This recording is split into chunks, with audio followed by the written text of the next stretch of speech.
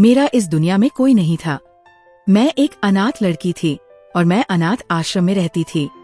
पता नहीं कैसे एक अमीर आदमी की नजर मुझ पर पड़ गई और वो अमीर आदमी मुझे देखकर मेरा दीवाना बन बैठा। एक्चुअली में मैं उतना भी सुंदर नहीं थी, पर पता नहीं क्यों उसने मुझसे विवाह करने की जिद कर बैठा और विवाह करके मुझे अपने घर ले गया। अभी हमारी विवाह हुए सिर्फ 4 से 5 दिन ही हुए थे कि उसे किसी जरूरी काम के सिलसिले में विदेश जाना पड़ा। उसके जाने के बाद उसकी माँ ने यानी कि मेरी सास ने मुझे धक्के मारकर घर से बाहर निकाल दिया। नॉइस फिर एक औरत ने मुझे अपने साथ विदेश ले आई। मैं अब वही विदेश में ही काम करने लगी। एक दिन मैं अपने मालिक के रूम में गई तो मेरा दिल और दिमाग काम करना बंद कर दिया। मालिक ने मेरे दोनों हाथ पकड़कर मुझे दीवार में चिपका दिया और अपना होशो हवास खोकर मुझे चूमने लगा। मेरी आँखों से आंसू निकल रहे थे क्योंकि मेरे मालिक मैं एक नेपाली नौकरानी के साथ मार्केट तक आई थी। वहाँ से मार्केटिंग करने के बाद जब मैं वापस जा रही थी तब अचानक मुझे लगा जैसे मैंने उसे देखा हो। मैं जल्दी से उसे पलट कर देखी। मेरे आमने सामने सिर्फ अजनबी चेहरों की भीड़ थी नॉइस, लेकिन वो जाना पहचाना चेहरा कहीं भी नहीं था। तो फिर मुझे ऐसा क्यों लगा कि मैंने उसे देखा था?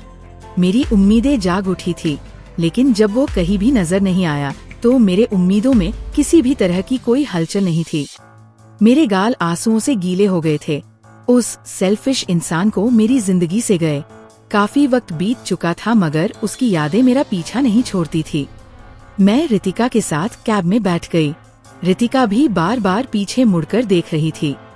मैंने उसकी परेशानी नोटिस कर ली और उससे पूछा क्या हुआ है? रितिका बार बार पीछे पलट क्या देख रही हो? सब ठीक तो है?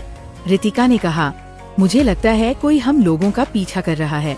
मॉल से वो गाड़ी लगातार हमारे पीछे आ रही है। मैंने रितिका से कहा, अरे ये तुम्हारा वहम होगा, हमारा भला कौन पीछा करेगा?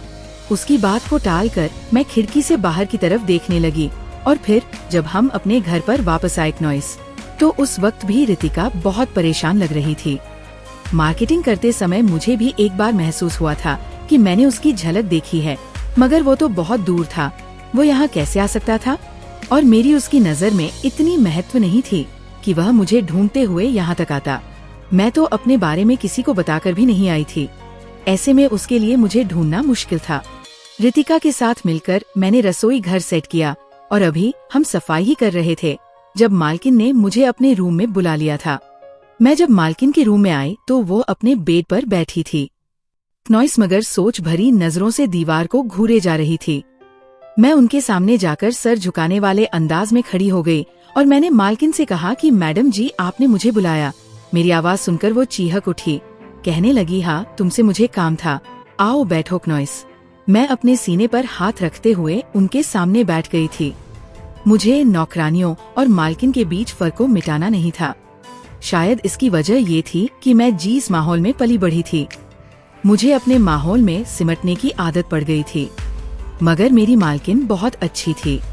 उन्होंने कभी भी इस बात को नहीं जताया कि मैं उनकी नौकरानी हूँ। अब मालकिन ने जो कुछ मुझसे कहा उसे सुनकर एक झटके से मैंने सिर उठाकर देखा। कहने लगी, मिसेस वर्मा तुम्हारा प्रपोजल लेकर आए हैं और मैंने भी इस बारे में बहुत तहकीक किया है। तब मैं इस नतीजे पर पहुंची हूँ कि मैं उन्हें तुम्हारे रिश्ते के लिए हाँ कर दूं। उनकी बात सुनकर मैंने एक झटके में सिर उठाकर उनकी तरफ देखा और मैंने अपनी मालकिन से कहा कि माम साहब ऐसा कैसे हो सकता है? मैं ये विवाह कैसे कर सकती हूँ? आप जानती है कि मैं पहले से शादीशुदा हूँ। उस व्यक्ति का नाम मेरे नाम के साथ जुड़ा हुआ है। हाँ, मैं मानती हूँ नॉइस भी वो मेरी जिंदगी में नहीं है, मगर मैं उसे छोड़कर किसी और के साथ जिंदगी शुरू नहीं कर सकती। मालकिन ने मेरी बात सुनकर गहरी सांस ली और कहने लगी, कितने वर्ष से तुम्हारा अपने पति के साथ कोई कांटेक्ट नहीं है और कोई नहीं जानता कि वह कहाँ है? वो जिंदा भी है या मर चुका है? तुम्हारी सास तुम्हें बता चुकी है कि तुम्हारा रंजित मर चुका है। तुम्हारी सास ने तुम्हें जो कुछ कहा था उसके बाद से तुम अभी तक इस उम्मीद पर हो कि वो आदमी आएगा और तुम्हें अपने साथ लेकर जाएगा, जबकि जानती भी हो कि वह इस दुनिया में नहीं रहा। अब मालकिन के मुंह से रणरितेश की मौत का सुनकर मेरा दिल फट चुका था। हालांकि मैडम जी की बात अपनी जगह पर ठीक थी, मगर मैं अपने दिल के हाथों मजबूर थी। मैंने मालकिन से कहा, मेरा ये गुनाह करने को मन नहीं मान रहा। मेरा दिल कहता है कि मेरा पति इस दुनिया में जीवित है। नॉइस, और उसके होते हुए मैं दूसरी शादी नहीं कर सकती। पता नहीं क्यों दिल में झूठी सी उम्मीद बना ली थी कि रणरितेश जरूर लौट कर आएगा। इस बार मालकिन ने अपना सिर पिट लिया और कहने लगी कि तुम्हारी सास ने तुम्हें खुद ये बात बताई थी कि वह मर चुका है, तभी उसने तुम्हें धक्के मारकर उस घर से निकाला था। नॉइस, तुम जिस आदमी की वजह से उस घर में थी, जब वो इंसान इस दुनिया में नहीं रहा तो तुम्हारा वहाँ पर रहने का क्या मतलब बनता था? मगर मेम साहब फिर भी मैडम जी ने बोली, मैं तुम्हारी कोई बात नहीं सुनना चाहती। मैंने उन लोगों को घर में बुला लिया है और जल्द ही मैंने तुम्हारी शादी करने का फैसला कर चुकी हूँ। तुम्हारे साहब को भी इस बात पर कोई आपत्ति नहीं है। देखो, तुम जवान हो, तुम्हारे आगे पूरी जिंदगी पड़ी है, तुम अकेले जिंदगी नहीं गुजार सकती। मेरी मानो मुकेश के साथ शादी कर लो, वो तुम्हें बहुत खुश रखेगा। मालकिन जी की बातें सुनकर मैं दबी पामली वहाँ से आई थी। उसके बाद मेरा किसी काम में दिल नहीं लगा था और न ही मैंने रितिका से कोई बात की थी। मेरे चेहरे का उत्तरा रंग देखकर वह मुझसे मेरे रवैये की वजह पूछने लगी, मगर मेरे पास चुप रहने के अलावा कोई जवाब नहीं था। रितिका को शायद मालकिन जी ने खुद ही सारी बात बता दी थी। वह भी मुझे इस बात पर हाँ करने की कोशिश कर रही थी कि अकेली औरत का इस दुनिया में कोई भी नहीं है, उसे हमेशा किसी न किसी मर्द के सहारे की जरूरत पड़ती है। मगर मैं मालकिन के आगे मजबूर हो गई थी। उन्होंने मिसेस वर्मा को अपने घर आने का अनुमति दे दिया था। उस रोज मालकिन जी ने मुझसे कहा कि नया लिबास पहनकर तैयार हो जाओ, आज मुकेश पहली बार तुम्हें देखने के लिए घर आ रहा है। मैं चाहती हूँ कि वो तुम्हें पसंद कर ले। मैंने इस बात का कोई जवाब नहीं दिया था, बस चुपचाप सिर हिला दिया। मेरी मालकिन मेरे पास आकर कहने लगी कि मैंने तुम्हें कभी भी अपनी नौकरानी नहीं समझा, तुम्हें हमेशा अपनी बहन के जैसी समझी हूँ, तभी मैं तुम्हें अपने साथ यहाँ पर लेकर आई थी। मेरी सोच हमेशा यही रहा कि मैं तुम्हारी बड़ी बहन का किरदार निभाऊं और तुम्हारी हेल्प करूं। तो अब मैं चाहती हूँ कि मैं तुम्हें कभी किसी चीज की कमी महसूस नहीं होने दूं। उस समय तुम्हारी स्थिति ऐसी थी कि तुम्हें देखकर ही मेरा दिल फटकर रह गया था। तुम्हें देखकर मुझे अपनी छोटी बहन सुमन की याद आ गई थी, जो बहुत ही सुंदर थी। मैं उसे बहुत ज्यादा लाड करती थी, मगर एक एक्सीडेंट ने उसे मुझसे हमेशा के लिए दूर कर दिया। जब मैंने तुम्हें बिलखते रोते देखा तो मुझे अपनी छोटी बहन सोनम नॉइस की याद आ गई थी और मैंने खुद से ये कमिटमेंट किया कि मैं अब अपनी पूरी जिंदगी तुम्हारी देखभाल करूंगी। इसीलिए मैं चाहती हूँ कि तुम अपनी पूरी लाइफ में हैप्पी रहो। मालकिन जी ने अब की बार विवरण तरीके से जवाब दिया। मुझे उनकी बातों पर किसी भी तरह की कोई डाउट नहीं था। मेरे दिलो दिमाग में एक ही बात चक्कर लगा रही थी कि अगर मेरी सास की बात गलत हुई, अगर कुलदीप जिंदा हुआ तो? लेकिन कोई भी माँ अपने ही बेटे की मौत की खबर मुझे क्यों सुनाएगी, और अपने बेटे के लिए ऐसे शब्दों का प्रयोग करते हुए क्या एक माँ का दिल नहीं फटेगा? मैं इन्हीं सब सवालों में उलझी हुई परेशान हो गई थी। उस दिन सुबह को ही मालकिन जी ने सारे नौकरों से कहकर घर की अच्छी से साफ सफाई करवाई थी और आज उन्होंने मुझे किसी भी काम को हाथ नहीं लगाने दिया था और मुझसे कहने लगी कि तुम बहुत सुंदर हो। मुझे पूरा विश्वास है नॉइस, मुकेश तुम्हें देखते ही पसंद कर लेगा और मिसेस वर्मा ने मुझसे कहा है कि अगर मुकेश को तुम भागे तो वो विवाह में ज्यादा देर नहीं लगाएंगे। हो सकता है कि 15 से 20 दिन के बाद ही तुम्हें शादी करके अपने ससुराल जाना पड़े। ये सब कुछ इतना जल्दबाजी में हो रहा था कि मैं तो उलझ कर रह गई थी। मैं अपने रूम में ही थी जब रितिका मेरे पास आई और कहने लगी कि तुम्हें मालकिन जी अपने रूम में बुला रही है। मैंने अपना लिबास चेंज कर लिया था और फेस पर थोड़ा बहुत मेकअप भी कर लिया था। अपनी तैयारी से मैं बिल्कुल संतुष्ट थी। जब मालकिन जी के रूम में पहुंची तो उन्होंने मेरा अच्छे से जायजा लिया और मुझे कहने लगी, तुम रितिका के साथ ब्यूटी पार्लर जाओ और वहाँ से अच्छे से मेकअप करवा कर आओ। मैं नहीं चाहती कि किसी भी बात को अड़चन बनाकर मुकेश तुम्हें इग्नोर करें। मैं बोली, मगर मालकिन मैं जैसी हूँ वैसे ही रहना चाहती हूँ। जिस इंसान के साथ लाइफ गुजारनी है नॉइस, अगर वो मेरी सारी हकीकत जानने के बाद मुझे कबूल कर ले तो मेरे लिए भी आइंदा आने वाली जिंदगी में परेशानी नहीं होगी। लेकिन अगर मैं मेकअप का सहारा लेकर उसके सामने जाऊंगी तो? अगर बाद में उसने मुझे कबूल नहीं किया तो? मालकिन जी थोड़ी गुस्से भरी नजरों से मुझे देखने लगी और कहने लगी कि तुमसे जितना कहा है उतना करो और रितिका से बोली के जाओ, रितिका इसे अपने साथ पार्लर लेकर जाओ। फिर रितिका मुझे बाजू से खींचती हुई बाहर लेकर आ गई बाहर लाकर कहने लगी, तुम पागल हो जो इस सब के लिए मालकिन को इनकार कर रही हो। अगर वो मुझे ऐसा कहती तो मैं एक पल के लिए भी देर ना करती। जाने क्यों मुझे कुछ ठीक नहीं लग रहा था। ऐसा लग रहा था जैसे कोई अनहोनी होने वाली हो। मेरा दिल घबरा रहा था। हालांकि मालकिन ने बताया था कि मुकेश बहुत ही हैंडसम लड़का है, पैसे की भी कोई कमी नहीं है, तुम उसके साथ बहुत खुश रहोगी। लेकिन कुछ तो था नॉइज जो मुझे अंदर से बेचैन कर रहा था। रितिका के साथ जब मैं कैब में बैठकर उस पार्लर में आई तो तभी वहाँ पर रितिका को अपनी एक फ्रेंड मिल गई। रितिका ने मुझे पार्लर के अंदर जाने का इशारा किया और अपनी फ्रेंड के साथ बातों में बिजी हो गई। जैसे ही मैं गेट के पास पहुंची तो किसी ने मुझे बाजू से पकड़कर पीछे खींचा और मेरे मुंह पर न जाने ऐसा क्या रखा जिससे मैं बेहोश हो गई थी। मेरा सिर चारों ओर घूमने लगा था। मुझे महसूस हो रहा था कि मैं किसी की मजबूत बाहों में थी, मगर मैं उसका चेहरा नहीं देख पाई। जब मेरी आँख खुली तो मैं अस्पताल में थी। मेरे पास मालकिन जी और रितिका दोनों मौजूद थे। मुझे होश में आते देखकर मालकिन जी मेरी तरफ गंभीरता से बढ़ी और बोली, तुम ठीक हो? कैसी तबीयत है? अब तुम्हारी क्या हुआ था तुम्हें? अचानक से जो तुम बेहोश हो गई। मैं अपनी नजर उठाकर मालकिन की तरफ देखा। नॉइस मेरा सर दर्द से फटा जा रहा था, आंखें नींद से मोटी हो रही थी। कोई जवाब दिए बिना मेरी आंखों में अंधेरा छा गया था।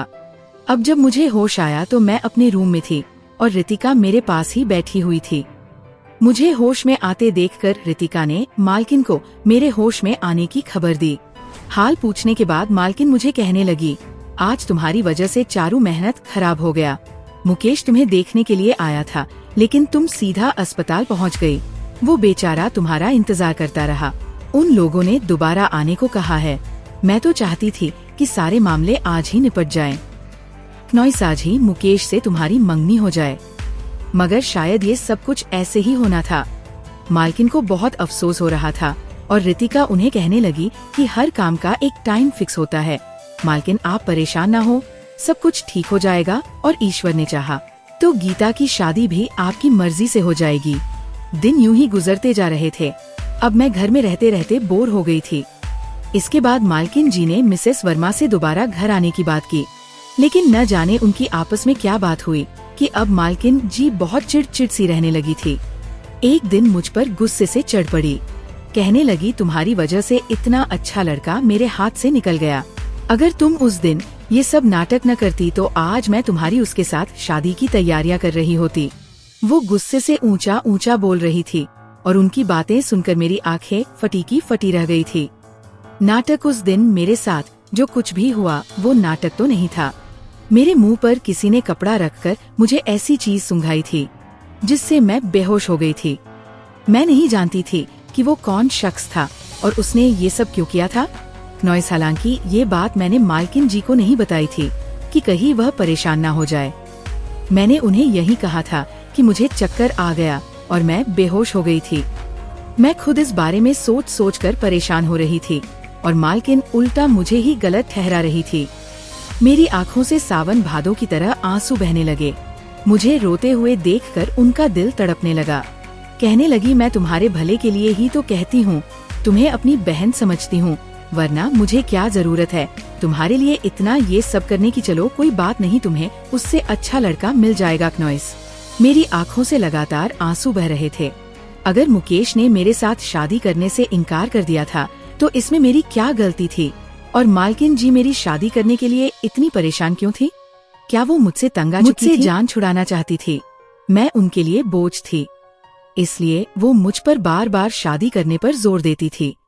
मैं जितना सोचती जा रही थी उतना उलझती जा रही थी, लेकिन मेरे आसपास ऐसा कोई आदमी नहीं था जिससे मैं अपने इन सब का इजहार कर सकूं। इन्हीं दिनों साहब जी की तबीयत बहुत ज्यादा बिगड़ने लगी थी। उनका ब्लड प्रेशर और बीपी है रहने लगा था। नॉइस डॉक्टर ने उन्हें सख्ती से बाहर के मसालेदार खाने मना कर दिए थे और बताया था कि वो घर का सादा सैंपल खाना ही खाएं। कुछ दिन तक उन्होंने काम वाम छोड़कर आराम की। मालकिन जी अपनी निगरानी में उन्हें सादा खाना खिलाती और मालिक साहब जबरदस्ती ये बेस्ट बात खाना खाते। उन्हें इस तरह के खाना खाने की आदत नहीं थी, लेकिन अब बीमारी की वजह से उन्हें ये सब खाना खाने की मजबूरी थी। लेकिन अब जब साहब ऑफिस जाने लगे तो रोजाना उनके लिए काम से टाइम निकालकर घर आकर खाना खाना मुश्किल था। तब मालकिन किसी न किसी नौकर के हाथ उनके लिए खाना भिजवा देती थी। इस काम के लिए रितिका खुद खाना लेकर जाती थी। उस दिन रितिका की तबीयत खराब थी। वो बुखार में बुरी तरह से तप रही थी और अपने रूम में बंद थी। ऐसे में मुझे ड्राइवर के साथ खाना लेकर ऑफिस जाना पड़ा। जब मैं ऑफिस पहुंची तो उनका कैबिन खाली था। साहब जी कहीं भी नजर नहीं आ रहे थे। नॉइस मैंने टेबल पर खाना रखा और सोफे पर बैठकर उनका वेट करने लगी। मुझे मालूम चल रहा था कि वो वॉशरूम में थे। उनका वेट करने के अलावा मेरे पास कोई चारा नहीं था। तभी मुझे अपने पीछे कोई चीज धड़कने की आवाज सुनाई दी और फिर वो गहरी आवाज मेरे कानों से आ लगी, जिसे सुनकर मैं अपनी जगह से उठकर खड़ी हो गई। मैंने पलटकर देखा तो मेरी आंखें खुली की खुली रह गई। दूसरी तरफ वो मुझे देखकर मुस्कुराया, जैसे उसके लिए मेरा सामना करना कोई आम बात हो, जबकि मेरे लिए ये सब बहुत ही अनहोनी था। मुझे कुछ समझ नहीं आ रहा था कि ये यहाँ कैसे आ गया। मैं हैरत से बुद्ध बनी खड़ी रह गई थी। वो आहिस्ता आहिस्ता कदम उठाता हुआ मेरी तरफ बढ़ने लगा। डर की एक सूखी लहर मेरे पूरे वजूद में दौड़ गई। मैंने वहाँ से भागने की कोशिश की, मगर उसने मेरा बाजू पकड़कर मुझे दीवार के साथ लगा दिया और फिर मेरे ऊपर झुकता चला। जब मेरी आँख खुली तो मैंने खुद को एक अनाथ आश्रम में पाया। होश संभाले ही मुझे इस बात का एहसास हुआ कि मेरे पास माँ बाप और भाई बहन जैसा कोई रिश्ता मौजूद नहीं था। मैं इस दुनिया में अकेली थी। धीरे धीरे वक्त गुजरने के साथ मैंने महसूस किया कि यहाँ पर हम लोगों की जिंदगी बहुत मुश्किल थी। सारा दिन अनाथ आश्रम की दीदी हम लोगों से काम करवाती रहती और खाने को थोड़ा मोड़ा कुछ देती थी। मेरी तरह बहुत सारे बच्चे और बच्चियां यहाँ पर रहते थे, जो किसी कैद जैसी जिंदगी जी रहे थे। काम बहुत ज्यादा करते थे और खाने को बहुत कम मिलता था और पढ़ाई करने के लिए भी थोड़ा सा ही वक्त दिया जाता था। एक टीचर आती थी जो सभी बच्चों को काम दे देती थी। किसी बच्चे पर ध्यान देती, किसी का सुनती और किसी को यूं ही टाल कर अपना वक्त गुजार कर चली जाती थी। मुझे पढ़ने लिखने का बहुत शौक था, इसलिए मैं टीचर की हर एक बात को ध्यान से सुनती और अपनी तरफ से भी सवाल हल करने की कोशिश करती थी। इस तरह मेरी पढ़ाई में दिलचस्पी और मेरी समझदारी देखकर टीचर ने मुझ पर ध्यान देना शुरू कर दिया। हमें इतना पढ़ाया गया था कि हम बुनियादी बातें और अपनी जरूरत के मुताबिक नॉइस लिखना पढ़ना सीख गए थे। जैसे जैसे मैं बड़ी होती गई, मैंने महसूस करना शुरू कर दिया कि इस अनाथ आश्रम में कुछ अजीब हो रहा था। मुझसे बड़ी जो लड़कियां थी वो रोजाना रात को तैयार होकर अनाथालय के बाहरी तरफ चली जाती थी। मैं ये बात नोटिस कर रही थी कि इन लड़कियों की जिंदगी बाकी बच्चों से बहुत अलग थी। न केवल उन्हें अच्छा खाना खाने को मिलता था, बल्कि उन्हें नए कपड़े और जरूरत की बहुत सारी चीजें भी मिलती थी। मेरे दिल में ये ख्याल आता कि काश मुझे भी ये सब सुविधाएं मिले, मैं भी अच्छा खाऊं, अच्छा पहनूं। तभी एक दिन मैंने एक लड़की के सामने अपनी इच्छा का इजहार कर दिया। मैंने कहा, मेरा भी दिल चाहता है कि मैं भी आपकी तरह जिंदगी गुजारूं। उसने मेरे मुंह पर अपना हाथ रख दिया और कहा, ईश्वर ना करे कि तुम्हें ऐसी जिंदगी जीने को मिले। जब तुम इस उम्र में पहुँचो तो तुम्हारी यहाँ से जान छूट जाए, तुम यहाँ से बहुत दूर चली जाओ। तुम नहीं जानती कि इन सुविधाओं के लिए हमें क्या कीमत चुकानी पड़ती है। उसकी आंखों से लगातार आंसू बह रहे थे और मैं ये समझने में असमर्थ थी कि आखिर वो लड़की किस बात पर रो रही थी। उस वक्त मेरी उम्र ज्यादा नहीं थी जो मैं इन बातों को समझ पाती। मैं सिर्फ 14 साल की थी। नॉइस, मेरे दिल में दिन ब दिन ये उत्सुकता जाग रही थी कि आखिर देखूं तो सही कि अनाथालय की पिछली तरफ क्या होता है और वे लड़कियां वहाँ क्यों जाती हैं। तभी एक दिन रात को मैं छुपते छुपाते वहाँ गई। तब मैंने देखा कि पिछले दरवाजे से आया अनाथालय की देखभाल करने वाली महिला और सभी लड़कियों को लेकर जाने लगी थी। दरवाजे के बाहर एक बड़ी सी गाड़ी खड़ी थी और वो लड़कियां उसी गाड़ी में बैठ रही थी और फिर देखते ही देखते वो गाड़ी नजरों से ओझल हो गई। मैं टूटे कदमों से अपने कमरे में वापस लौट आई। अब मुझे कुछ कुछ समझ आने लगा था कि ये लड़कियां वो कहाँ जाती हैं और उनके साथ क्या हो रहा है। और फिर एक दिन बातों बातों में मैंने एक लड़की से सारा सच उगलवा लिया और ये सच सुनते ही मेरे डर से रोंगटे खड़े हो गए थे। आया के साथ अनाथालय के और भी बहुत से लोग मिले हुए थे। क्नॉइस जो इन लड़कियों को ले जाकर गलत काम करने पर मजबूर करते थे। रोजाना रात को उन्हें लेकर बड़े बड़े बिजनेसमैन और ठेकेदारों के पास पहुंचाते और सुबह का सवेरा होने से पहले इन लड़कियों को वापस ले आते ताकि किसी को इस बारे में कुछ भी पता न चल सके। मुझे अब ये डर था कि कहीं ऐसा ना हो कि मेरे साथ भी ये सब हो। मैं ये सब कैसे बर्दाश्त कर पाऊंगी? मुझे अपनी इज्जत अपनी जान से प्यारी थी और मैं अपनी इज्जत खोना नहीं चाहती थी। मैंने ये भी देखा था कि अक्सर लोग अनाथालय में आते किसी बच्चे को पसंद करते, उसे गोद ले लेते क्नॉइस, और वो बच्चा यहाँ से हमेशा के लिए चला जाता। कभी किसी लड़की को ब्याह कर शादी करके कोई ले जाते। मैं दिन रात ईश्वर से यही प्रार्थना कर रही थी कि कोई मुझसे भी शादी कर ले ताकि मेरी इस सबसे जान छूट जाए। मेरी उम्र अब 19 साल हो चुकी थी और मैंने ध्यान दिया था क्नॉइस की अनाथ आश्रम के इंचार्ज मुझे अजीब नजरों से देखने लगे थे। फिर वहाँ पर एक आदमी आया और वह अपने हाथों से बच्चों को मिठाइयाँ और चॉकलेट देने लगा। मैं उसे देखकर घबरा रही थी और वहाँ से जाने लगी जब उसने आवाज देकर मुझे रोक लिया। अब जब मैंने पलट कर देखा तो उसने मुस्कुराते हुए चॉकलेट और मिठाइयाँ मेरे हाथ पर भी रख दी। मैंने भी उससे मुस्कुराते हुए कह दिया, मैं बच्ची नहीं हूँ। तब उसने मुझ पर एक गहरी नजर डाली। न जाने उसकी आंखों में ऐसा क्या था कि मैं नजरें झुकाकर रह गई थी। उस वक्त आया भी ने मुझे वहाँ से हटने का इशारा किया और मैं अपने कमरे में आ गई।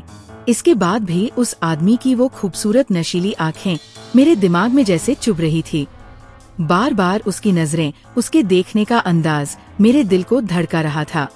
अगले कुछ दिन अच्छे से गुजर गए थे। आया भी मेरे पास कपड़े लेकर आई और मुझे कहने लगी कि रात को ये कपड़े पहनकर तैयार हो जाना।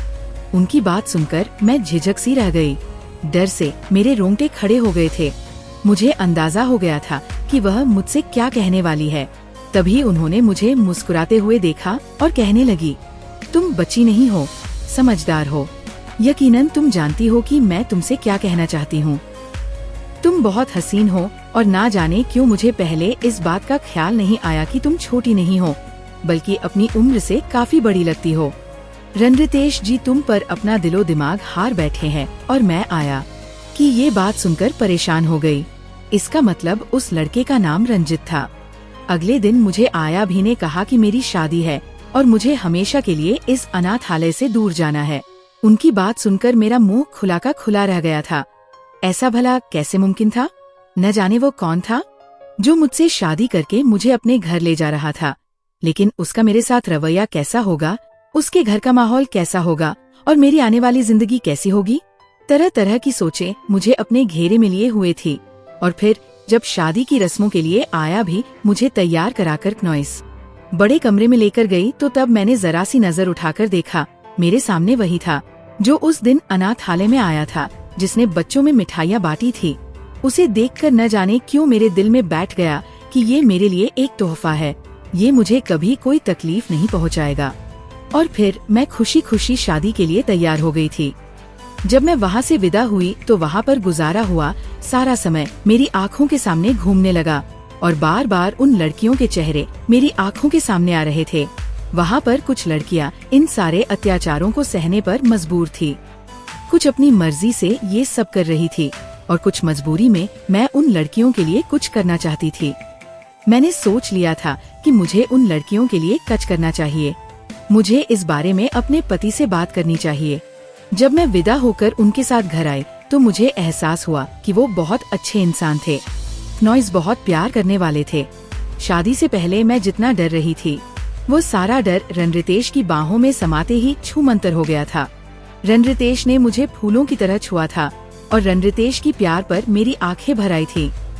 मैं तो अनाथ थी, ना माँ बाप मेरी किस्मत में थे, नॉयसन ही बहन भाई का प्यार भी नहीं। फिर मेरी किस्मत में इतना अच्छा पति कैसे लिख दिया गया था? मुझे विश्वास ही नहीं हो रहा था। और फिर रोती रोती मैं रणरितेश के सीने में अपना सर छुपा रही थी। रणरितेश ने कसकर मुझे अपनी बाहों में भर लिया था। रणरितेश ने हैरान होकर पूछा कि आखिर इसमें रोने वाली क्या बात है? बल्कि तुम्हें तो खुश होना चाहिए कि तुम्हें मुंह जैसा इतना सुंदर पति मिला है। मैंने अपने आंसू साफ करते हुए कहा, रणरितेश ये तो खुशी के आंसू है। उन्होंने मुझे बहुत इज्जत और मान दिया था। इस घर में हम दोनों के अलावा नौकर चाकर भी थे। रणरितेश एक बहुत बड़े बिजनेसमैन थे और उनके बिजनेस दूसरे देशों तक फैली हुई थी। मुझे इस बात पर हैरानी थी कि उन्होंने फिर मुझ जैसी अनाथ लड़की से शादी क्यों की। उन्होंने मुझे अपनी जिंदगी में क्यों शामिल किया। जब मैं ये बात उनसे पूछती थी तो वह मुस्कुराकर टाल देते थे और कहते, तुमसे पहली नजर में प्यार हो गया था, इसलिए तुम्हें अपनी जिंदगी में शामिल कर लिया। और मैं उनकी बातों पर चुपचाप सिर झुका लेती थी। ये दिन मेरी जिंदगी के सबसे खूबसूरत दिन थे, मगर मुझे नहीं पता था कि मेरी खुशियाँ इतनी कम होंगी। रणरितेश का साथ बस कुछ ही टाइम के लिए होगा। शादी का चौथा दिन था। जब मैं सुबह उठी तो रणरितेश ने मेरे गाल थपथपाते हुए कहा कि वह एक हफ्ते के लिए दूसरे कंट्री जा रहे हैं। उनकी बिजनेस मीटिंग है और उन्हें बहुत सारे काम है। उन्होंने कहा, मैं कोशिश करूंगा कि एक हफ्ते से पहले लौट आऊं। तुम चिंता मत करना, यहाँ तुम्हें किसी भी तरह की कोई परेशानी नहीं होगी और अगर कोई प्रॉब्लम हो तो मुझे कॉल कर लेना। उन्होंने मुझे एक मोबाइल लेकर दिया और उसमें अपना नंबर सेव करके मुझे मोबाइल इस्तेमाल करने का तरीका भी समझाया। फिर वह मुझे उदास छोड़कर चले गए। मेरा दिल कह रहा था कि आज कुछ बुरा होने वाला है। दोपहर को जब मैं कमरे से बाहर आई तो लाउंज में मैंने एक औरत को बैठा हुआ देखा था। उसकी मेरी तरफ पीठ थी। वह मुझे देखकर एक पल के लिए हैरान रह गई। मैंने उससे पूछा, तुम कौन हो और यहाँ क्या कर रही हो? उसका अंदाज बहुत अजीब था। मैंने उसे अपना परिचय करवाया तो वो हैरान नजर आने लगी और कहने लगी, क्या बकवास कर रही हो तुम? मेरा बेटा तुम्हारे साथ शादी कैसे कर सकता है, जबकि वो पहले से शादीशुदा है, उसकी एक बीवी भी है। तुम झूठ बोल रही हो, ना जाने कौन हो और मेरे घर में किस नियत से घुस आई हो। उन्होंने मुझे धक्के देने शुरू कर दिए। मैंने उनके सामने हाथ जोड़कर कहा, क्नॉइस, रणरितेश ने खुद मुझे इस घर में लाया है। उन्होंने मुझसे शादी की है और आप एक बार उनसे मुझे बात करने दे। मेरा मोबाइल कमरे में ही था, मगर उस औरत ने ना तो मुझे कमरे में घुसने दिया और ना ही मेरी किसी बात पर यकीन किया और ना ही खुद रणरितेश को कॉल करके कुछ कंफर्म किया। मुझे धक्के देकर घर से बाहर निकालने लगी। नौकर भी एक तरफ सिर झुकाए खड़े थे। इस सब में किसी ने कुछ बोलने की हिम्मत नहीं की थी। तब मुझे पता चला कि ये रणरितेश की माँ थी। रणरितेश ने मुझसे ये क्यों छुपाया था कि उसकी माँ भी है, मगर ये 4 दिन से कहा थी और ये तो कह रही थी क्नॉइस कि उसकी शादी हो चुकी है, तो उसकी बीवी इस घर में क्यों नहीं थी। मैं रोते रोते निढाल हो गई और कहने लगी, जब तक रितेश यहाँ नहीं आता तब तक मैं इस घर से कहीं नहीं जाऊंगी। रोने धोने की आवाज से आसपास के लोग भी जमा हो गए थे। उस औरत ने मुझे कमरे में बंद कर दिया। कहने लगी, मैं अपने बेटे से पूछती हूँ, अगर तुम्हारी बात झूठ निकली तो तुम अपना अंजाम देख लेना। थोड़ी देर के बाद उस औरत ने दरवाजा खोला। वो बुरी तरह रो रही थी और मुझसे कहने लगी, तुम्हारा मनहूस आया मेरे बेटे पर पड़ा और उसकी मौत हो गई है। नॉइस, अब तुम्हारा हम लोगों से कोई संबंध नहीं है। तुम रणरितेश की पत्नी के तौर पर इस घर में रह रही थी। अब तुम भी मेरे घर से निकल जाओ। उसने मुझे धक्के देकर घर से बाहर निकाल दिया था। मैं रोते हुए सड़क पर आ गई। मुझे कुछ समझ नहीं आ रहा था कि मैं कहाँ जाऊं। अनाथ आश्रम से बाहर की दुनिया मेरे लिए अनजान थी और मैं रोते रोते निढाल होकर सड़क पर बैठ गई थी। इसी दौरान एक तरफ से आवारा लड़कों का टोला आया। वे मुझ पर आवाजें कसने लगे। मुझे अपनी इज्जत खतरे में पड़ते हुए महसूस होने लगी। मैंने एक तरफ भागना शुरू कर दिया। भागते भागते मैं रोड पर आ गई और तभी मैं एक गाड़ी के साथ टकरा गई। मेरा दिमाग अब सही से काम नहीं कर रहा था। जब मुझे होश आया तो मैं अस्पताल में थी और मालकिन जी मेरे पास मौजूद थी।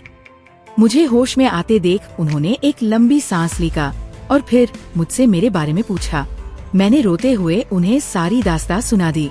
उन्हें मुझ पर तरस आ गया और वह मुझे अपने साथ घर में ले आई। मैं उनके साथ 6 महीने से मौजूद थी। मैं यही समझ रही थी कि मेरा पति इस दुनिया में नहीं रहा, वह इस दुनिया से जा चुका है। और आज जब मैंने उसे अपनी आँखों के सामने देखा तो मुझे अपनी आँखों पर यकीन ही नहीं आ रहा था कि रणरितेश मुझे बाहों में लिए खड़ा था और बेतहाशा मुझे घूर रहा था। उसके अंदाज में एक प्यास थी, तड़प थी। रणरितेश कहने लगा, गीता, तुमने तो मुझे रितेश जी मार दिया था।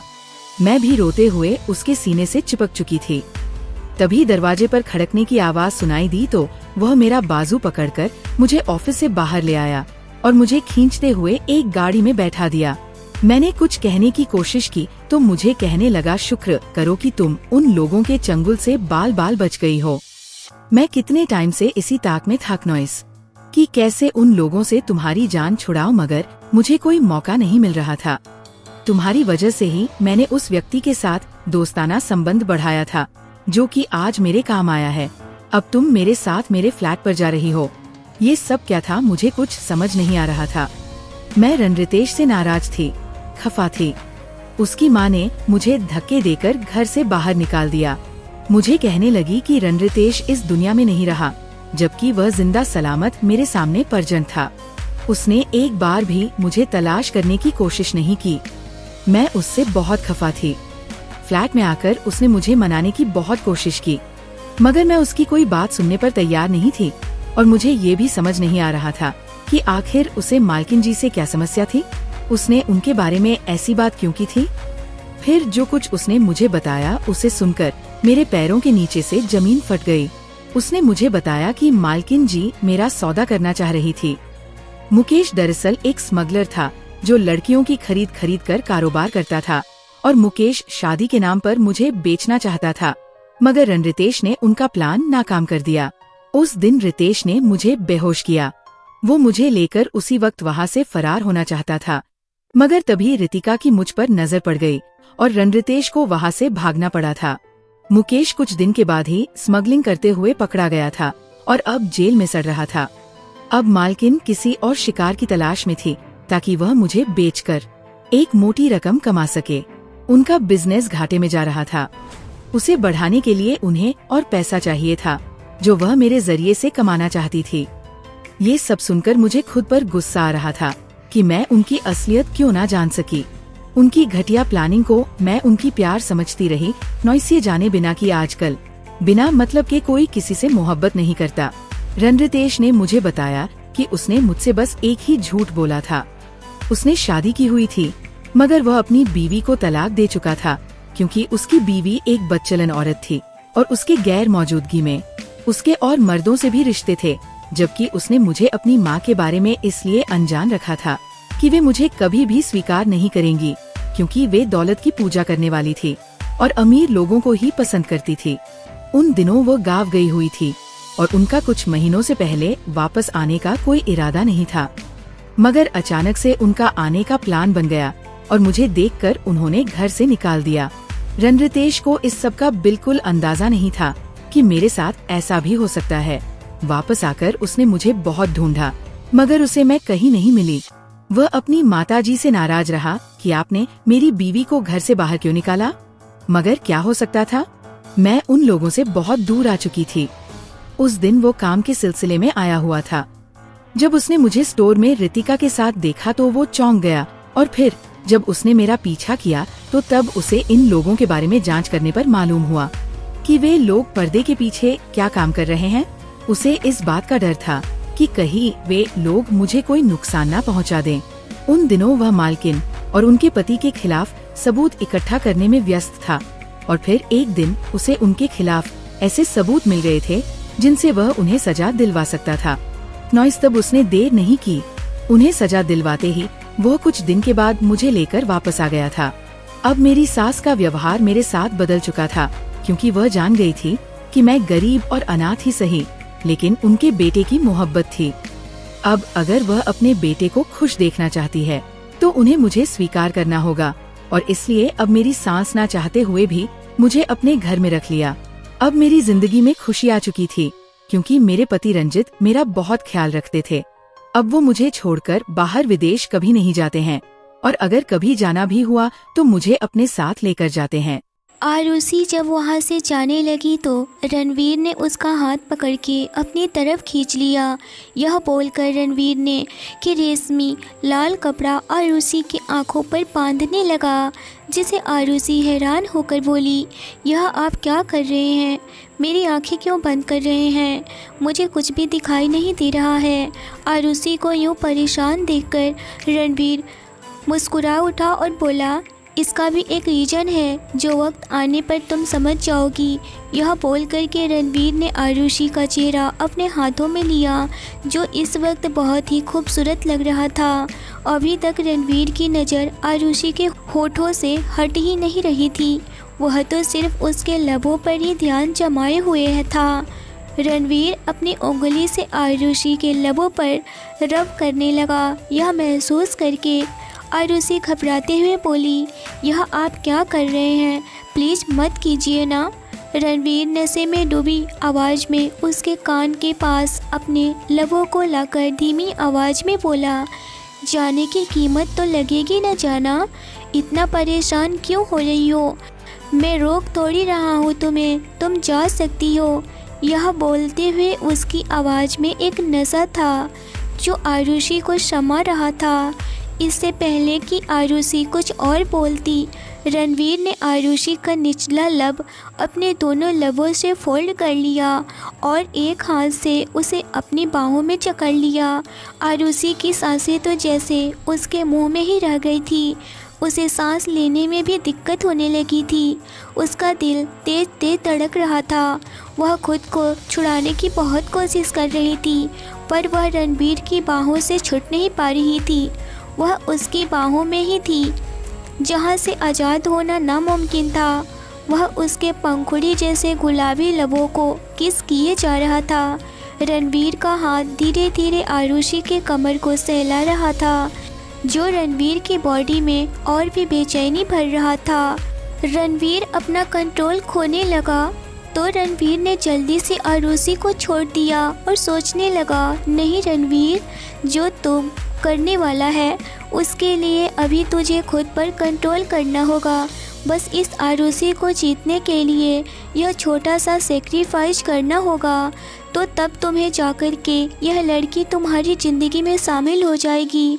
लॉन्ग डीप किस की वजह से आरुषि की हालत नाजुक हो चुकी थी, वह कुछ बोल ही नहीं पा रही थी। यह देख करके रणवीर बहुत ज़्यादा हैरान था और उसके पास जाकर के कहने लगा, क्या हुआ आरुषि, तुम ठीक तो हो ना? उसके पास में रखे हुए पानी का ग्लास आरुषि के पास लाया और आरुषि के मुंह से वह पानी लगा दिया। आरुषि पानी पीने लगी तो थोड़ा उसे रिलैक्स फील हुआ। आरुषि को इस हालत में देखकर रणवीर कहने लगा, तो जाना, तुम क्या कह रही थी कि तुम्हारी लाइफ में कोई और है? मुझे तो ऐसा नहीं लग रहा है कि तुम्हें देखकर कि इस हालत में कोई और है। अगर कोई और होता तो तुम इन सब चीज़ों की आदी होती। रणवीर ने जल्दी से एक और कपड़ा लिया और आरुषि के हाथ पीछे से बांध दिया। रणवीर ने एक इशारे से उस आदमी को अंदर बुलाया और उसे कुछ इंस्ट्रक्शन दिया। वह आदमी आरुषि को वहाँ से पकड़कर लेके जाने लगा तो आरुषि ने कहा, सी यू सून स्वीट। आरुषि तो बस किसी तरह से वहाँ से निकलना चाहती थी। वह घबराई हुई आवाज़ में उस आदमी से बोली, आप प्लीज़ मुझे यहाँ से जल्दी से ले चलिए। आरुषि को वह आदमी दिखाई नहीं दे रहा था। वह आदमी ब्लैक यूनिफॉर्म में था। वह पूरी तरह से कवर था। आरुषि के आंखों पर पट्टी बंधी हुई थी, जिस वजह से और भी सब कुछ अंधेरा अंधेरा दिख रहा था। उसके बावजूद भी रणवीर ने आरुषि की आंखें कवर कर दी थी ताकि वह कुछ भी देख न पाए। रणवीर ने उसे आदमी से कहा, ध्यान से लेकर जाओ और जैसे मैंने बोला है सब वैसे ही होना चाहिए। वह आदमी बोला, ओके सर, और आरुषि को लेकर के वह आदमी उसका हाथ पीछे से पकड़कर उसे बाहर की तरफ ले कर गया। उसके जाते ही रणवीर बेड पर गिर गया। उसे अपनी आंखें बंद कर ली। उसके होठों पर एक सुकून वाली स्माइल तैर रही थी। आरुषि के बॉडी की खुशबू जैसे रणवीर की सांसों में बस गई थी। जहां आरुषि लेटी हुई थी वैसे ही इस जगह पर रणवीर अपना हाथ फेरने लगा। उसे मदहोशी भरी आवाज़ में बोला, स्वीटी, माय स्वीट हार्ट, कितनी जल्दी तुमने रणवीर ओबेरॉय को अपना दीवाना बना लिया। आज तक किसी लड़की में हिम्मत नहीं हुई कि वह मुझे दीवाना बना सके, या फिर एक बार मिलने के बाद मैं उनके साथ कभी भी इतनी आसानी से पेश नहीं आया था, पर आज तो मैं तुम्हारा कायल हो गया। मुझे भी बिल्कुल समझ में नहीं आ रहा है कि आखिर तुम्हारे में ऐसा क्या है। कुछ तो बात है। उफ, ओ गॉड, अभी तो तुम गई हो, अभी से तुम्हारी तन्हाई और यादें आने लगी है। मुझे क्यों तुम्हारी यह दूरी मुझे बर्दाश्त नहीं हो रही है स्वीटी। यह कहते हुए वह मुस्कुराहट के साथ एक बेचैनी रणवीर के चेहरे पर दौड़ गई। उसे खुद समझ नहीं आ रहा था कि वह किस भाव में बह रहा है। वह तो आरुषि के साथ रात बिताकर उसे न मिलने का सोच लिया था कि उसके चेहरा तक नहीं देखेगा, पर यहाँ तो सब कुछ उल्टा ही हो गया।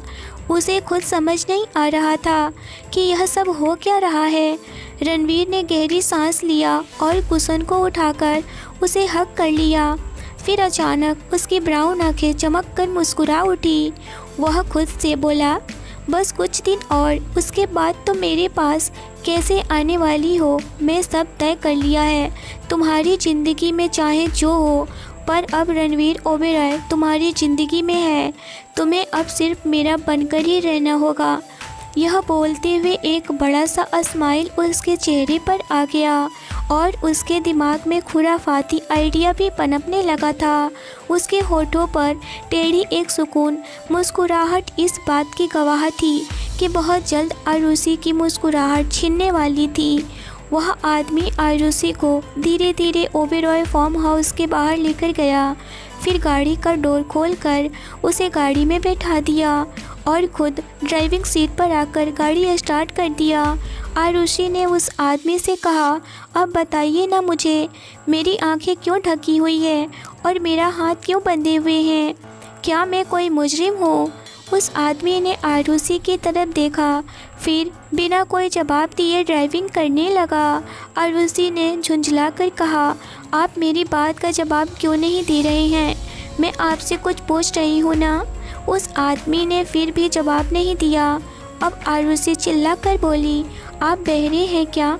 मैं आपसे कब से बात करने की कोशिश कर रही हूँ। आरुषि के चिल्लाने पर उस आदमी ने गाड़ी को झटका से ब्रेक लगाया और गाड़ी का डोर ओपन करके आरुषि को बाहर निकाला। फिर उसका हाथ पकड़ के खींचने लगा और उसे गाड़ी से काफ़ी दूर लेकर गया। आरुषि लगातार चिल्ला रही थी, पर वह आदमी एक भी लफ्ज़ नहीं बोला था।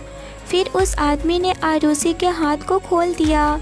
फिर धीमी आवाज़ में बोला, आई एम सॉरी मैम, मुझे आपकी बात का जवाब देने का ऑर्डर नहीं है, इसीलिए मैं चुप था। अभी आप अपनी आंखें खोल सकती हैं। आपका घर यहाँ से कुछ ही दूरी पर है, आप जा सकती हैं। आरुषि जब अपनी आंखों से पट्टी हटाती है तो देखती है कि सच में वह अपने घर के कुछ ही दूरी पर है। वह अपने घर की ओर चल पड़ी, मगर उसके दिलो दिमाग में एक ही बात घूम रहा था कि वह इंसान कौन था जो कि मुझे बताया ही नहीं कि वह है कौन। वह घर आ जाती है। जब वह घर जाकर देखती है कि उसके डैड भी घर पर आ गए थे, क्योंकि शाम हो चुकी थी। जब वह घर में एंटर करती है तो उसके डैड कहने लगे, आरुषि बेटा, कहाँ थी तुम? कब से मैं तुम्हें फ़ोन लगाने की कोशिश कर रहा हूँ, लेकिन तुम्हारा फ़ोन नहीं लग रहा है। तब उसे ख्याल आता है कि उसका बैग और उसका फ़ोन तो उस स्कूटी में ही रह गया है और वह स्कूटी तो रास्ते में ही। इतना सोचकर उसका दिमाग भी घबरा गया था।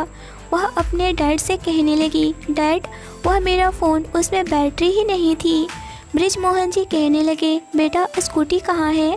आरुषि कहने लगी, डैड, स्कूटी ख़राब हो गई थी तो मैंने उसे गैरेज में छोड़ दी। इतना कह करके वह अपने कमरे में चली गई। उधर बृजमोहन जी भी बहुत परेशान हो रहे थे कि पता नहीं रणवीर क्या चाहता है उनसे। शुभ अपने कमरे में स्टडी कर रहा था। आरुषि अपने कमरे में आई तो शुभ कहने लगा, दीदी आप कहाँ रह गई थी? मैं कब से आपका इंतज़ार कर रहा था। पता है मुझे बहुत ज़ोर की भूख लग रही थी, फिर मैं खुद से ही ब्रेड टोस्टर पर लगा दिया था, मगर ब्रेड ही जल गया। जैसे कि मैं उसे निकालने की कोशिश किया, मेरा हाथ जल गया। वह अपना हाथ आरुषि के सामने कर दिया। वाकई में उसका हाथ बहुत जल गया था। आरुषि ने फ़ौरन से उस पर नज़र डाली तो वह बहुत ज़्यादा घबरा गई और कहने लगी, छोटू तुम इस तरह से इतने लापरवाह कैसे हो सकते हो? तुम अपना ख्याल क्यों नहीं रख सकते हो? मैं भूल गई थी बच्चा, और फौरन से दवा लाकर उसके हाथ में लगाने लगी। आरुषि सुप को कुछ भी होने नहीं देना चाहती थी और उसके लिए वह कुछ भी करने को तैयार थी। फौरन से वह दवा लगा देती है। सुप कहने लगा, दीदी मैं डैड को भी नहीं बताया हूँ इस बारे में, वरना वह भी परेशान हो जाएंगे। मैं देखता हूँ कि डैड बहुत परेशान रहते हैं आजकल। सुप के बातों पर आरुषि भी सोचने लगी, क्या सच में डैड परेशान रहते हैं ना? आखिर किस बात की उन्हें टेंशन है, क्यों परेशान रहते हैं? जब मैं रणवीर ओबेरॉय के बारे में पूछती हूँ तो वह मुझे बताते ही नहीं हैं। कहीं यह सारी बातें रणवीर ओबेरॉय से जुड़ी तो नहीं है ना? फिर एक पल में ही अपने सर को झटक दी और कहने लगी, नहीं, शायद मैं कुछ ज़्यादा ही सोच रही हूँ।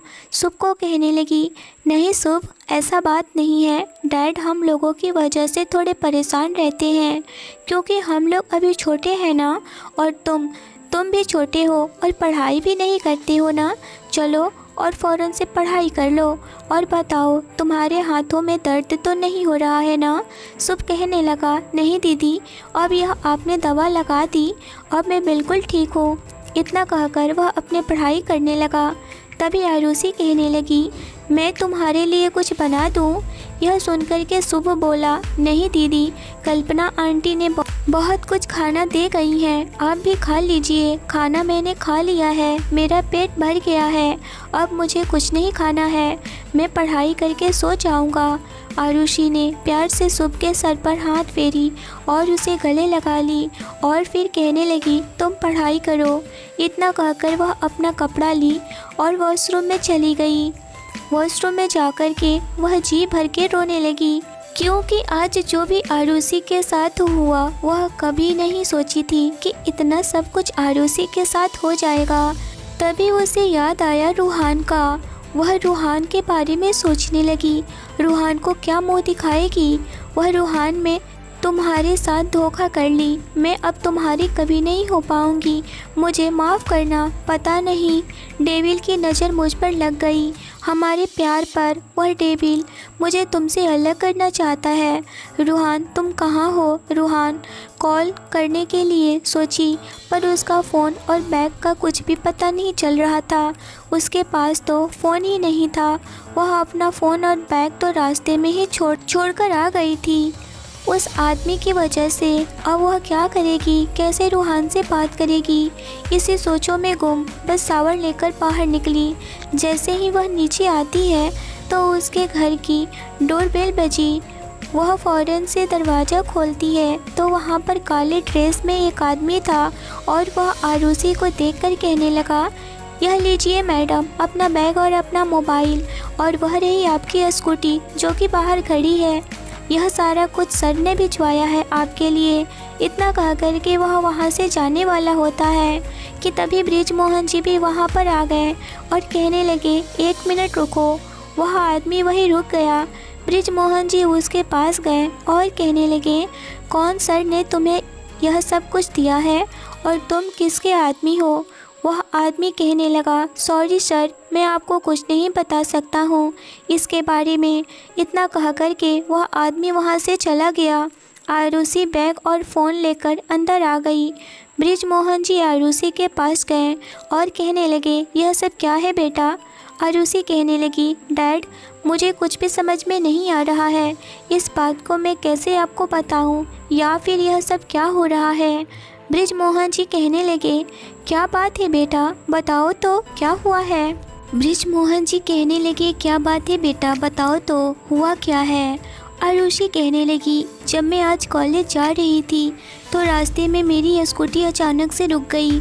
मैं जैसे ही स्कूटी से रुककर देखी कि और कुछ करती इससे पहले कि एक आदमी मुझे अपने गाड़ी में बैठा लिया और वह मुझे बेहोश कर दिया और पता नहीं वह किस जगह पर लेकर चला गया। उस रास्ते के बारे में मुझे कुछ नहीं पता है। वह मुझे एक कमरे में लेकर गया और मुझे कहने लगा, मैं तुमसे शादी करना चाहता हूँ, मैं बहुत जल्द तुम्हें अपना बनाऊँगा। वह आदमी बहुत डेविल टाइप का था। था तो मगर हैंडसम। उसकी नीयत बहुत गंदा था। इतना सुनकर के बृजमोहन जी के हाथ पांव कांपने लगे। वह कहने लगे, यह जरूर रणवीर ओबेरॉय तो नहीं। और वह यह बात अपने मन में ही धीरे बोल रहे थे। तभी आरुषि कहने लगी, क्या हुआ डैड, आपने कुछ कहा? आपने इतना डर क्यों रहे हैं? इतना बात सुनकर के बृजमोहन जी कहने लगे, नहीं बेटा, मैं डर नहीं रहा हूँ, चलो अब डिनर करते हैं। वह खुद को संभालते हुए आरुषि के करीब गए और कहने लगे, बेटा तुम चिंता मत करो। तभी आरुषि कहने लगी, पापा क्यों न चिंता करूं, आप अपनी परेशानी मुझे नहीं बताते हैं तो क्या मुझे आपकी प्रॉब्लम समझ में नहीं आती है? तो आपका नया जॉब है, उसमें आपको बहुत प्रॉब्लम हो रही है ना? मुझे अच्छे से पता है, क्योंकि आप इतना खामोश और इतना डरे हुए रहते हैं।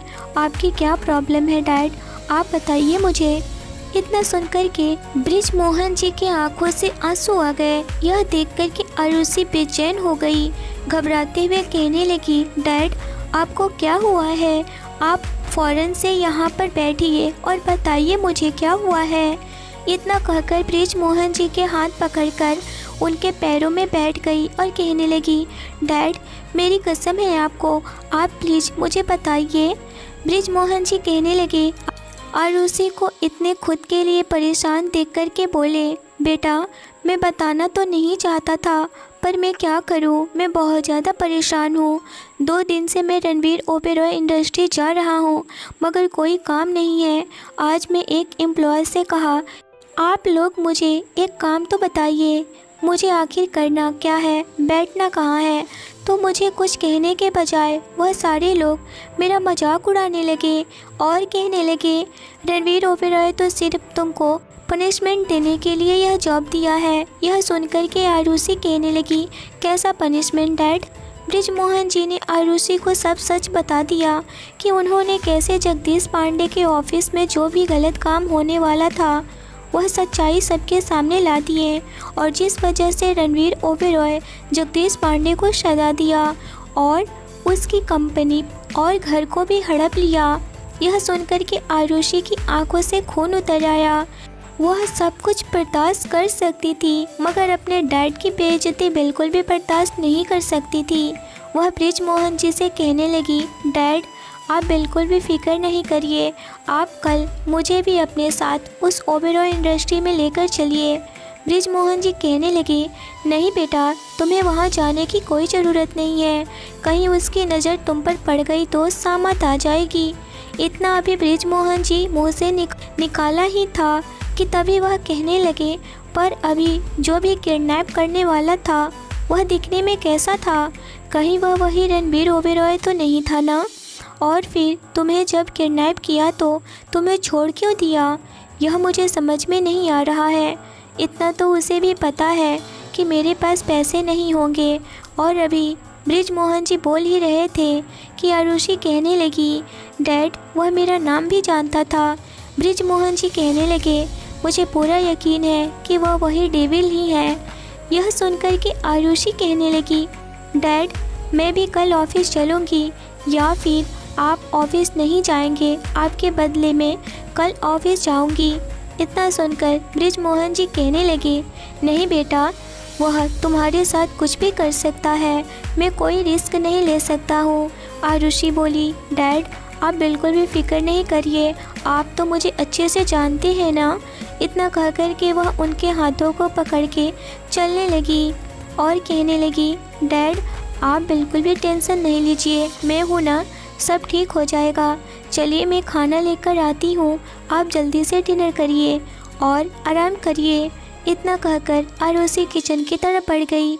आरुषि को जाते हुए देख करके बृजमोहन जी कहने लगे, बेटा तुम नहीं जानती हो उस डेविल को, क्योंकि तुमने उसका गुस्सा नहीं देखा है, मैंने देखा है उसका गुस्सा। वह इंसान नहीं शैतान है। इतना कहकर के वह डरे हुए आंखों से कहने लगे, नहीं मैं तुम्हें नहीं जाने दूंगा आरुषि। इधर आरुषि खाना निकालते हुए कहने लगी, मैं उस डेविल को तो छोड़ूंगी नहीं। अब आरुषि और बृजमोहन जी डिनर कर लिए। आरुषि अपने कमरे में चली गई, बृजमोहन जी भी अपने कमरे में चले गए। उधर सुप भी अपनी पढ़ाई करते हुए ही वैसे ही सो गया था। आरुषि आई और कहने लगी, यह लड़का भी ना।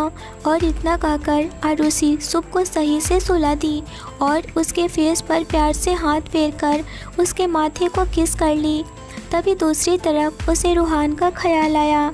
वह फ़ौरन से रूहान को कॉल करती है, मगर रूहान फ़ोन नहीं उठाता है। वह रूहान को फ़ौरन से मैसेज सेंड करती है और यही सब सोचों में गुम हो जाती है। यही सोचते हुए उसे कुछ देर में नींद आ गई और वह नींद की दुनिया में चली गई। वहीं दूसरी तरफ रूहान अपने किए पर बहुत ज़्यादा ही पछताए जा रहा था।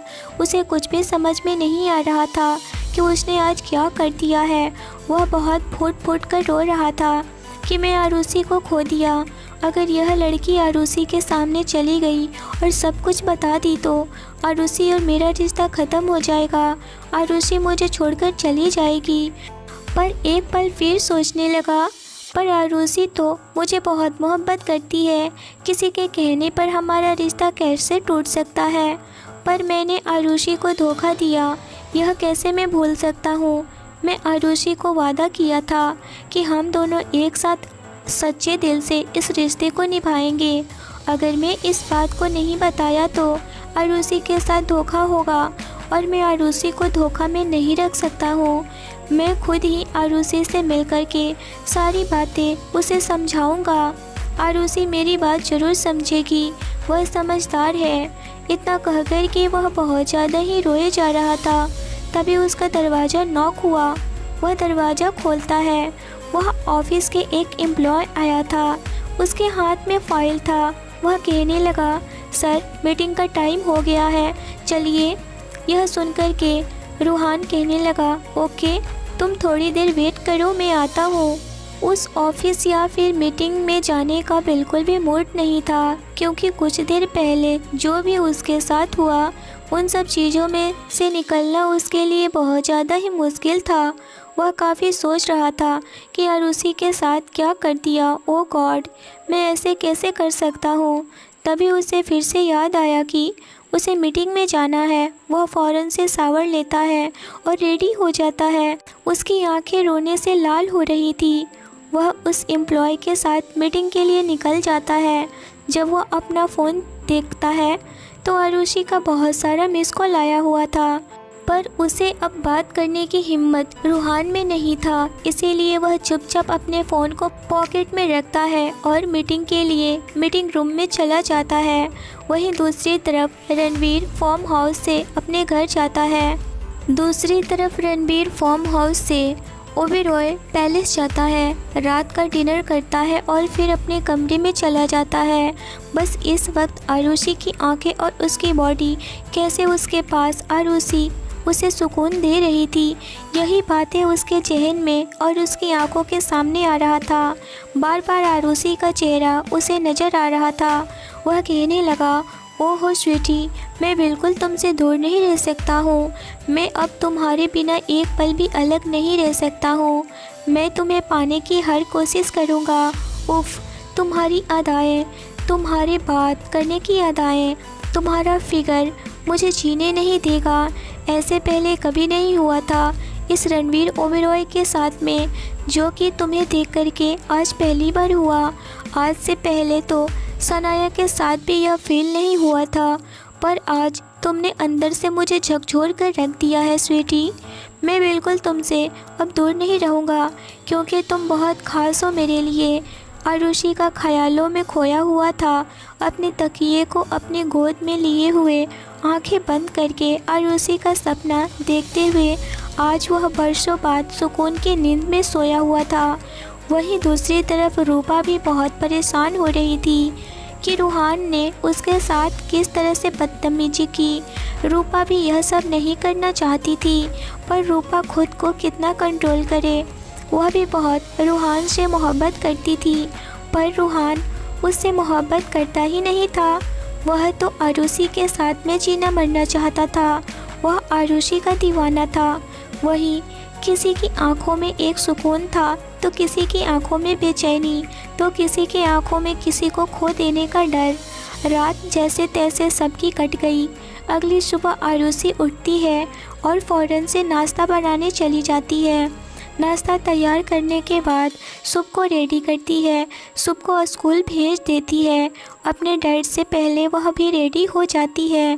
फिर कहने लगी, डैड मैं भी आज आपके साथ चलूँगी, आप कोई बहाना नहीं करेंगे और ना ही मैं कोई बहाना सुनूँगी आपकी। तो चलिए आप रेडी हो जाइए, मैं रेडी हो चुकी हूँ। आज आरुषि मैरून कलर की बहुत ही खूबसूरत चूड़ीदार लॉन्ग फ्रॉक पहनी हुई थी। उसी की मैचिंग की दुपट्टे, मरून मैचिंग की चूड़ियाँ और इयररिंग्स पहनी हुई थी और एक छोटी सी बिंदी लगाई हुई थी। उसमें बहुत ज़्यादा ही प्रिटी लग रही थी। आज जब वह रेडी हो रही थी तो उसके अंदर कोई भी जज्बात नहीं थे।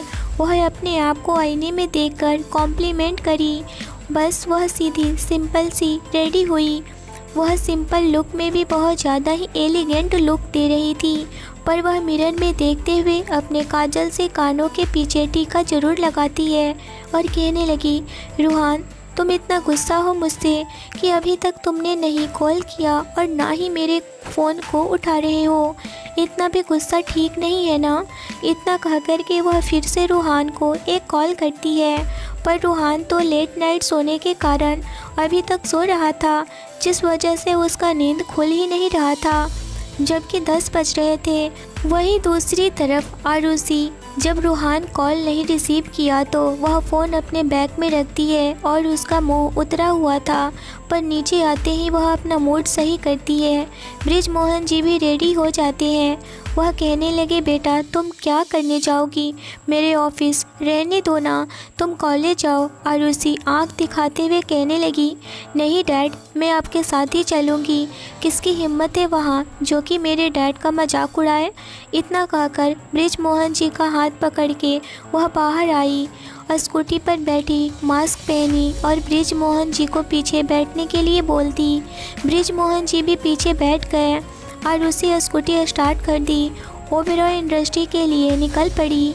30 मिनट में ही ओबेरॉय इंडस्ट्री पहुंच गई।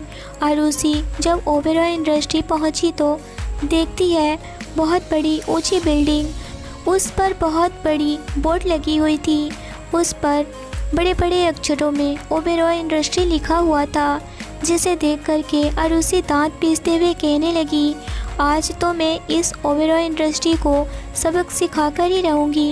इतना कहकर वह अपनी स्कूटी साइड में लगाती है और ब्रिज मोहन जी का हाथ पकड़ के कहने लगी, चलिए डैड। ब्रिज मोहन जी कहने लगे, बेटा क्यों फिजूल का तुम बातों का पतंगड़ बना रही हो, तुम चली जाओ अपनी कॉलेज, अभी भी समय है, मुझे जाने दो।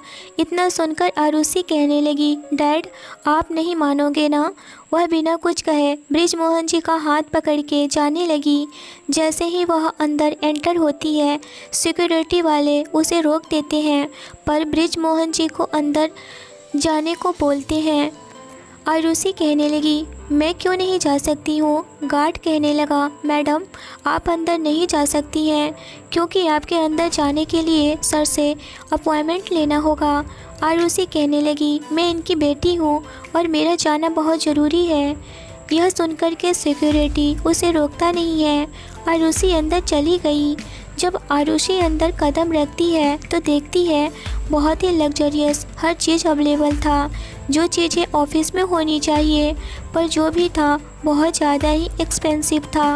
आखिर इस शहर का ओबेरॉय इंडस्ट्री का ऑफिस था, जो कि इस शहर का नंबर 1 था और वर्ल्ड में दूसरे नंबर पर था।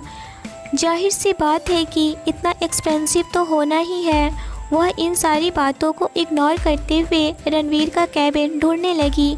वह रिसेप्शनिस्ट के पास जाती है और कहने लगी, मुझे रणवीर ओबेरॉय से मिलना है। वहाँ रिसेप्शनिस्ट लड़की थी। कहने लगी, मैम क्या आपके पास अपॉइंटमेंट है। आरुषि कहने लगी, जी नहीं, पर मुझे अभी मिलना है। वह रिसेप्शनिस्ट बोली, पर मैम मैं आपको अभी मिलने नहीं दे सकती हूँ, अभी सर मीटिंग में है, सॉरी। आरुषि कहने लगी, आप मुझे क्यों नहीं मिलने दे सकती हैं। और यह बात वह बहुत चिल्लाकर बोल रही थी। सारे एम्प्लॉय उसे ही देखे जा रहे थे। सब लोग एक जगह इकट्ठे हो गए आरुषि इस वक्त बहुत ज़्यादा ही गुस्से में थी। यह देखकर के रणवीर की असिस्टेंट अनामिका आती है और कहने लगी, यहाँ पर सभी लोग क्यों भीड़ लगाए हुए हैं, चलिए अपना अपना काम करिए। सब लोग वहाँ से चले जाते हैं। वह आरुषि के पास आती है और कहने लगी, क्या दिक्कत है आपको, आप इस तरह से क्यों चिल्ला रही हैं। आरुषि बोली, मुझे रणवीर ओबेरॉय से मिलना है। अनामिका कहने लगी, क्या आपने अपॉइंटमेंट लिया है। आरुषि बहुत ज़्यादा गुस्से में आंखें लाल किए हुए कहने लगी, जी नहीं, पर मुझे अभी के अभी इसी वक्त उस रणवीर से मिलना है। वह बहुत ज़्यादा ही गुस्से में थी। इस वक्त वह रणवीर ओबेरॉय को रणवीर कह रही थी। अनामिका आंखें बड़ी किए हुए आरुषि को देख रही थी। वह कहने लगी, तमीज़ से आप बात करिए, वह यहाँ के बॉस हैं, इस तरह से आप बिल्कुल भी बात नहीं कर सकती हैं। इतना सुनकर आरुषि कहने लगी, वह बॉस होंगे तुम लोगों के, मेरे नहीं। तुम चुपचाप जाकर के उस आदमी को बता दो कि आरुषि आर्या आई है। उधर रणवीर मीटिंग हॉल में बैठे हुए था। वह सीसीटीवी कैमरे में सब ऑफिस का नज़ारा देखता रहता था। उसकी मीटिंग और उसके कैबिन एरिया में बाहर का सारा कुछ दिखता था। वह जैसे ही देखा कि वही ब्लू आइज वाली लड़की यानी आरुषि आई है, वह आधी मीटिंग से उठ खड़ा हुआ और भागकर बाहर आता है, जो कि अनामिका कहे जा रही थी, तुम हो कौन जो इस तरह से इस ऑफिस के ओनर पर चिल्ला रही हो, तुम्हारी हिम्मत कैसे हो गई। अनामिका बहुत ज़्यादा गुस्से में थी और वह आरुषि पर हाथ उठाने वाली होती है कि तभी आगे की स्टोरी नेक्स्ट एपिसोड में आएगा। तो क्या रणवीर को देखकर आरुषि क्या कहेगी, क्या रूहान और आरुषि अब एक हो पाएंगे, रणवीर ब्रिजमोहन जी को अब क्या पनिशमेंट देगा, ये जानने के लिए मिलते हैं नेक्स्ट एपिसोड में नई इंटरेस्टिंग एपिसोड के साथ। स्टोरी अच्छी लगी हो तो लाइक, सब्सक्राइब और शेयर ज़रूर करें। Thanks for watching.